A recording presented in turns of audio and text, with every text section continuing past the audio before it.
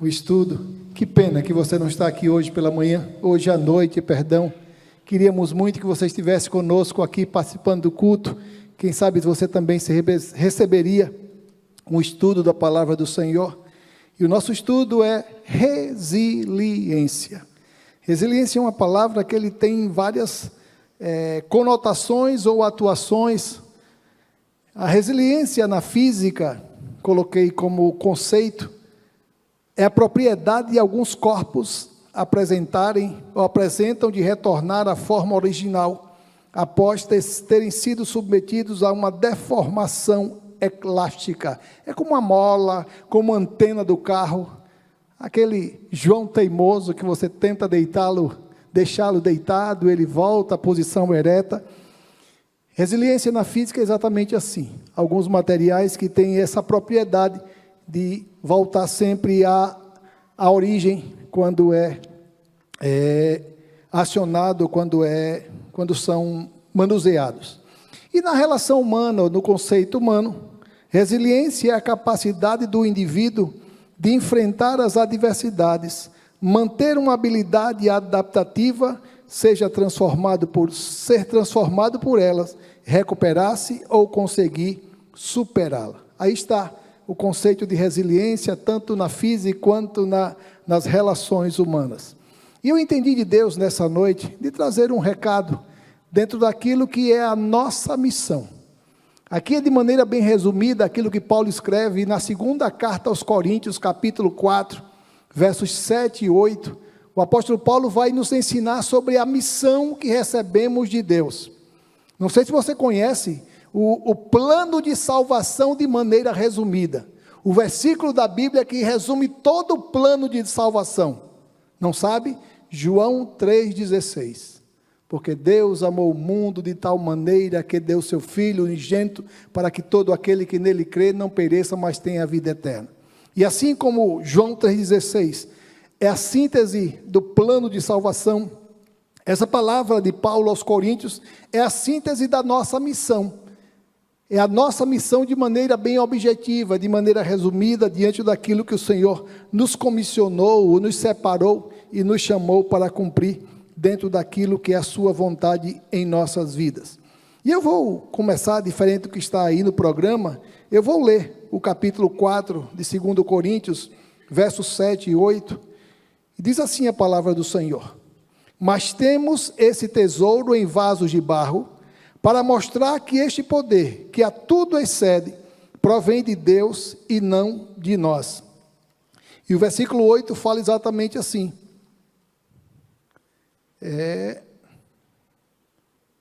Fala exatamente dessa condição em que muitas vezes nos encontramos. Somos atribulados, somos perseguidos, pressionados, mas não desanimados, somos perplexos, mas não desesperados, somos perseguidos, mas não abandonados, abatidos, mas não destruídos. Então, Paulo fala exatamente do contexto em que nós, como cristãos, estaremos enfrentando no cumprimento da missão que o Senhor nos confiou. E aí está diante de nós aquilo que o Senhor deseja fazer-nos entender, como prova do seu chamado, daquilo que o Senhor nos comissionou para experimentarmos. Entendo que o ministério marcado não pelos méritos e nem pelas virtudes humanas, mas pela misericórdia divina. Versículo 1 do capítulo 4, a parte A, diz assim: portanto, visto que temos esse ministério, pela misericórdia que nos foi dada. É a missão que todos nós recebemos da parte do Senhor para cumprir com excelência a missão que nos foi confiada. É exatamente o que Paulo trabalha, era uma mudança radical de condição. Ele antes perseguidor, agora se torna alvo da perseguição. Se antes impôs sofrimento aos cristãos, agora ele sofre esses mesmos sofrimentos. E aí no finalzinho do capítulo 4, no verso 1, a parte B, ele diz: por isso não desanimamos. Não se desanime. Não se entristeça, não se desmotive diante das perseguições veladas, muitas vezes, que temos recebido diante das pessoas que estão à nossa volta, porque eles não sabem e não conhecem da grandeza, do valor do Evangelho que um dia chegou até nós. Então o apóstolo Paulo nos convida a enxergar essa missão, mas nos preparando que a vida cristã não é a vida marcada por regalias, privilégios, que muitos lá fora ensinam: pare de sofrer, aceite Jesus. Pelo contrário, o evangelho é ganhar. O evangelho no trabalho, na dedicação, no empenho. É interessante que essa expressão significa uma condição de covardia. Não desanimamos. Falta de coragem. É mais do que um cansaço físico, é um cansaço espiritual. É a lida diária, é o conviver com pessoas que não entendem e muitas vezes perseguem aqueles que se dizem cristãos. Lá em Hebreus capítulo 10, verso 39, o escritor aos Hebreus fala exatamente desse propósito. Ele diz assim: porém nós não somos daqueles que retrocedem e desanimam, mas somos daqueles que creem e são salvos. Ou seja, não somos daqueles que assumem a missão e deixam pela metade, mas aqueles que abraçam a missão e assumem esse compromisso e têm levado isso debaixo da orientação e dos desígnios do Senhor. Dividir, segundo a orientação de Deus, esse texto, capítulo 4, os versos 7 e 8, em pelo menos três preciosas lições. A primeira lição é que nós somos preciosos tesouros em simples vasos de barro. Veja que contraste: precioso e barro. Algo simples, comum, peculiar, dentro da grandeza daquilo que o vaso traz dentro de si. E uma das características desse vaso, esse vaso de barro, é que um objeto de baixo preço, ainda que nessa condição, tem um alto valor, pela preciosidade que traz no seu interior.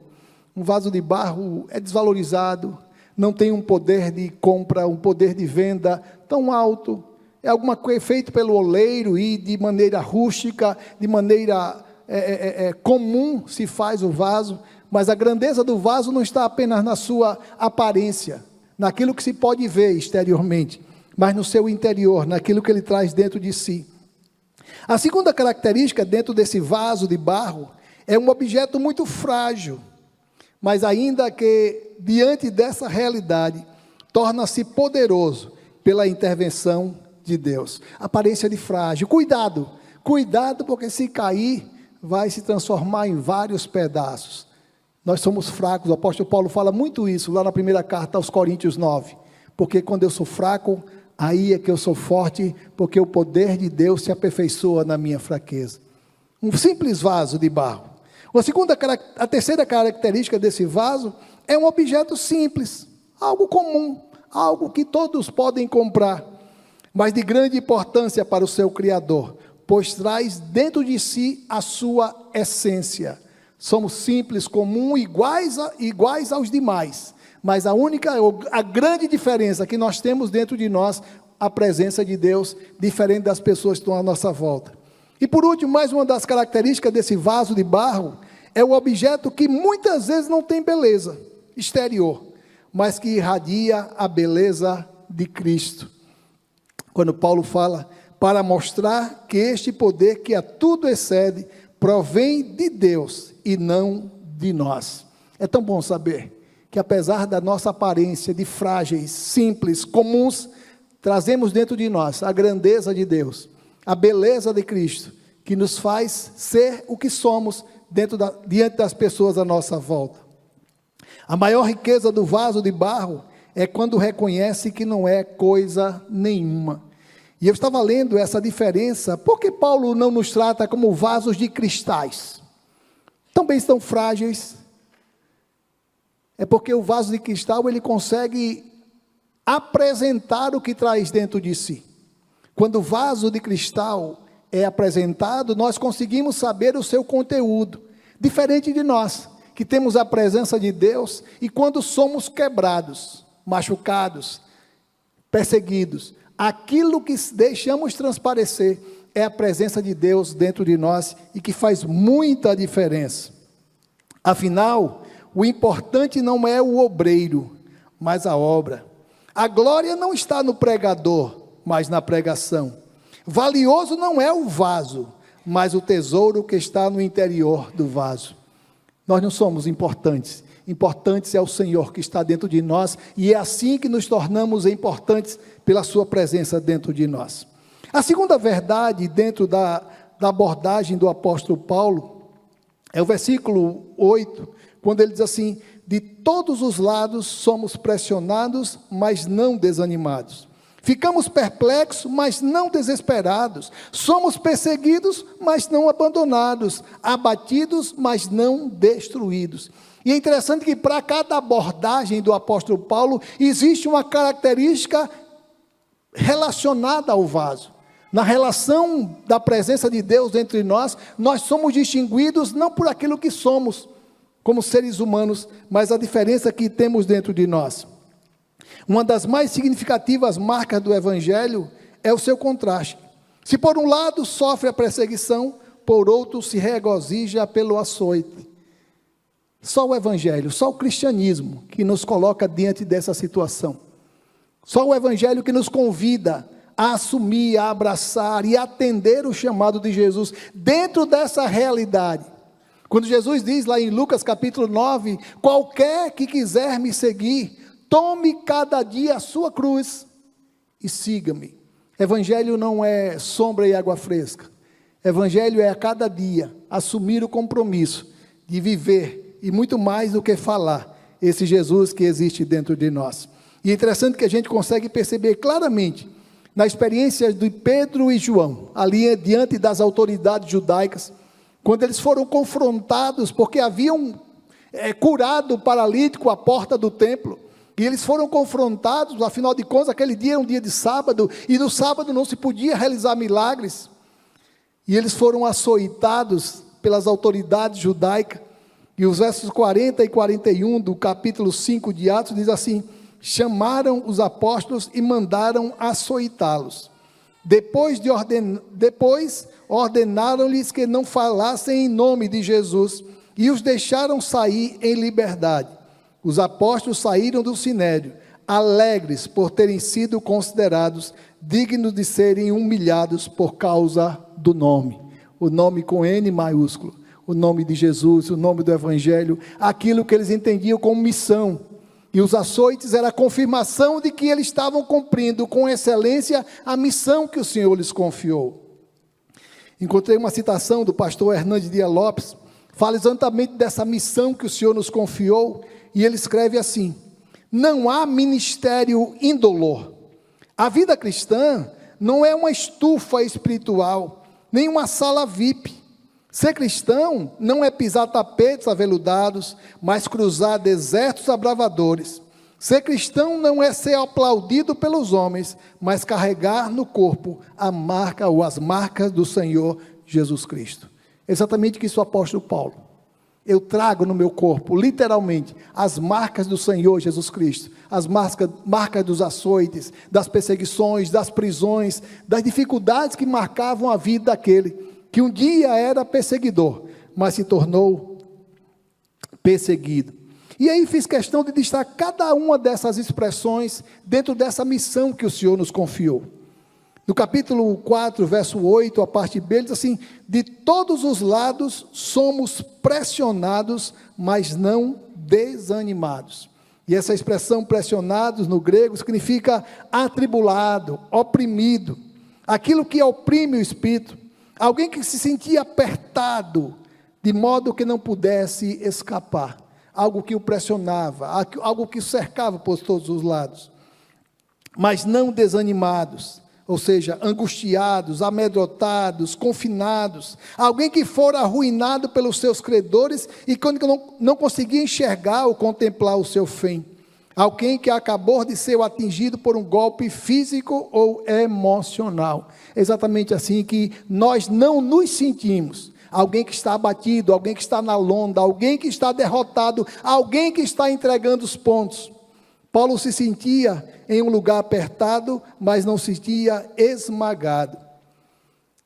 É interessante que dentro dessa realidade do apóstolo Paulo, ele consegue nos transmitir toda essa segurança de missão. Daquilo que ele havia abraçado e não entendia como necessidade de retroagir, de retroceder da missão que ele havia abraçado de Jesus. A tribulação é uma prova externa, enquanto a angústia é uma prova interna. Uma condição em que estava envolvido o sofrimento do corpo e a angústia da alma.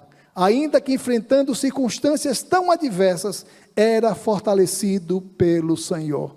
É tão bom saber que nós não estamos sozinhos, que quem guerreia por nós não são nós mesmos, é o Senhor que guerreia a nossa luta, é o Senhor que está à nossa frente, nos dando ousadia para anunciar, para viver, para testemunhar dessa verdade. A segunda parte do capítulo, do versículo 8, na parte B, ele diz assim: ficamos perplexos, mas não desesperados. Interessante quando ele diz ficamos perplexos, é alguém que estava desorientado, sem saber o que fazer, diante de uma notícia, diante de um fato, diante de uma ocorrência com a qual ele não esperava. Alguém que não encontra saída, alguém que fora arruinado pelos seus credores e contemplava o seu fim. Alguém que acabou de ser atingido por um pesado golpe físico, ou emocional. E ele diz, mas não desesperado. Alguém que não encontrava saída, ainda que busque todas as maneiras. Nós temos uma saída. O apóstolo Paulo diz também em Coríntios que o Senhor, diante das dificuldades que muitas vezes vão bater a nossa porta, Ele nos dá sempre um escape, para que a gente não possa ser derrubado, não seja levado pelo inimigo das nossas almas. Enquanto a perplexidade produz uma paralisia temporária, a desesperança é um convite ao desespero. Ainda que sejamos marcados pela perplexidade de fatos, comportamentos, atitudes daquele que vem contra nós, mas isso não nos paralisa, isso não nos engessa. Somos perseguidos, mas não abandonados. Perseguido no sentido é encurralado, é caçados. Um animal encurralado diante dos seus caçadores representa muito bem a oposição dos valores do mundo diante da mensagem do Evangelho. É como um animalzinho encurralado, alguém que está sendo caçado, a todo custo sendo perseguido. Mas ele diz, nós não somos abandonados, esquecidos, desertados, deixados para trás, alguém que se encontra em dificuldade. Nós não somos esquecidos, você não é esquecido. A palavra do Senhor nos diz que nós somos a menina dos seus olhos. O cuidado que Deus tem por nós é muito maior do que tudo aquilo que a gente possa imaginar. Paulo sofreu duras perseguições, desde o momento de sua conversão até o dia de sua morte. E por último, a última parte do versículo 9, a parte B, ficamos abatidos, mas não destruídos. O abatido no sentido é alguém que recebeu um golpe, lançado por terra. Uma expressão usada nas lutas, proveniente da força ou de algum golpe. Mas ele diz, mas não somos destruídos, arruinados. Paulo, como ninguém, sabia das forças de seus inimigos, procurando fazê-lo calar. E é interessante que encontramos muitas vezes Paulo sendo açoitado ali em Filipos, no capítulo 16 de Atos, porque libertou aquela mulher que tinha o espírito de adivinhação, e ele foi açoitado e colocado lá dentro do cárcere, junto com Silas. E todos nós conhecemos essa experiência. O apóstolo Paulo não desistia, e quanto mais ameaçava a ele calá-lo, mais ele anunciava com ousadia o nome do Senhor Jesus e o evangelho que ele recebeu como missão. Apesar das lutas, sofrimentos, nunca retrocedeu diante das ameaças de seus inimigos. Tem uma citação de Paulo escrevendo a Timóteo, no capítulo 4, nos versos 16 a 18, ele fala exatamente dessa condição de abandono humano. Alguém que não tinha ninguém para testemunhar em seu favor, alguém que não tinha ninguém para defendê-lo. Mas ele fala algo que é grandioso. Na minha primeira defesa, segundo Timóteo, capítulo 4, versos 16 e 18, ninguém apareceu para me apoiar. Todos me abandonaram. Que isso não lhe seja cobrado. Mas o Senhor permaneceu ao meu lado e me deu forças, para que por mim a mensagem fosse plenamente proclamada, e todos os gentios a ouvissem. E eu fui libertado da boca do leão. O Senhor me livrará de toda obra maligna, e me livrará a salvo para o seu reino celestial. A Ele seja a glória para todos sempre. Amém, amém. E é tão bom saber que isso aconteceu com Paulo e continua acontecendo nos dias de hoje. Quem nos livra, ou quem livra a mim, ou quem livra você, não são as nossas forças, os nossos recursos, o nosso conhecimento. Quem nos livra é o Senhor. Agora veja essa expressão linda de Joana d'Arc, alguém que morreu queimada, porque não retrocedeu, não apostatou, não negou a sua fé, permaneceu firme, e no momento final da sua vida, Joana d'Arc declarou: é melhor estar sozinha com Deus, sua amizade não me falhará, nem tampouco o seu conselho, e nem seu amor. Em sua força farei frente a tudo, várias vezes, até morrer. Que missão, que nos convida também a abraçarmos e entendermos como preciosa a missão que o Senhor nos confiou. E por último, o verso 10. Só o cristão conhece plenamente a sua missão. E ele fala exatamente esse para quê. Por que nós enfrentamos tudo? Para quê? Com que finalidade nós estamos enfrentando tudo isso? E ele diz assim no versículo 10, capítulo 4. Trazemos sempre em nosso corpo o morrer de Jesus, para que a vida de Jesus também seja revelada em nós. É interessante que o verso 10 ele se encerra aqui. Mas Paulo nos apresenta essa missão enquanto estivermos vivos. Enquanto estivermos vivos, precisamos cumprir a missão que o Senhor nos confiou. É interessante quando a gente percebe aqui claramente, quando ele nos mostra o propósito, com que finalidade estou passando por tudo isso. E ele diz no finalzinho do verso 10, para que a vida de Jesus também seja revelada em nosso corpo. E o último verso, são os versos 16 a 18, versículo 16 a 18 do capítulo 4. Por isso, não desanimamos, embora exteriormente estejamos a desgastar-nos, interiormente estamos sendo renovados dia após dia, pois os nossos sofrimentos leves e momentâneos estão produzindo para nós uma glória eterna, que pesa mais do que todos eles. Assim fixamos os olhos, não naquilo que se vê, mas no que não se vê, pois o que se vê é transitório, mas o que não se vê é eterno. Estejamos olhando não para as circunstâncias, para as adversidades, para as perseguições, para os martírios que muitas vezes temos enfrentado, mas entendamos a missão que o Senhor nos confiou, como prova daquilo que temos feito, temos cumprido. Quando passamos despercebidos como os cristãos, somos confundidos com as pessoas aí fora. Quando os nossos valores se confundem com as pessoas aí fora, nós não temos cumprido a missão. Nós precisamos sim ser distinguidos dentro de uma missão específica que todos nós cristãos recebemos da parte do Senhor.